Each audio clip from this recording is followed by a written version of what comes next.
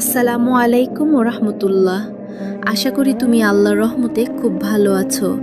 জানো, আজ হঠাৎ একটা ভীষণ সুন্দর আর মন ছুঁয়ে যাওয়া হাদিস পড়ছিলাম। পড়ার পর থেকেই মনে হচ্ছিল এটা যদি তোমাকে না বলি তবে আমার দিনটাই যেন অসম্পূর্ণ থেকে যাবে।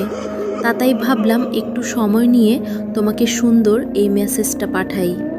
আমাদের প্রিয় নবী হযরত মুহাম্মদ সাল্লাল্লাহু আলাইহি ওয়াসাল্লাম আমাদের মনের ভেতরের এক অদ্ভুত অনুভূতির কথা এত সুন্দর করে বলে গেছেন, যা শুনলে মনটা এক নিমেষেই শান্ত হয়ে যায়। রাসূলুল্লাহ সাল্লাল্লাহু আলাইহি ওয়াসাল্লাম বলেছেন, মানুষ যাকে ভালোবাসে কিয়ামতের দিন সে তার সাথেই থাকবে। সহিহ বুখারী হাদিস নাম্বার 6168। কথাটা কত ছোট, তাই না? কিন্তু এর গভীরতা যে কতখানি তা ভাবলে সত্যি চোখ জুড়িয়ে আসে। এই ব্যস্ত আর কোলাহলে ভরা পৃথিবীতে আমরা কত মানুষের পেছনে ছুটি, কত সম্পর্ক নিয়ে ভাবি, কিন্তু দিন শেষে আমাদের আসল ঠিকানা তো আল্লাহর কাছে।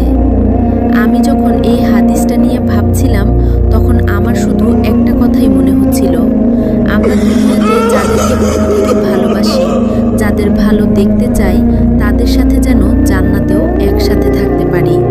আর সেই ভালোবাসাটা তখনই খাঁটি হয় যখন তার ভিত্তি হয় আল্লাহর সন্তুষ্টি। আমি মন থেকে দোয়া করি আমাদের মধ্যকার এই সুন্দর সম্পর্ক, এই চেনা জানা যেন শুধু এই নশ্বর দুনিয়াতেই শেষ না হয়ে যায়। আমাদের ভালোবাসা যেন এতটাই পবিত্র আর মজবুত হয় যাতে মহান আল্লাহ আমাদের পরকালেও একসাথে থাকার তৌফিক দান করেন। নিজের খেয়াল রেখো, নামাজ মিস করো না কিন্তু।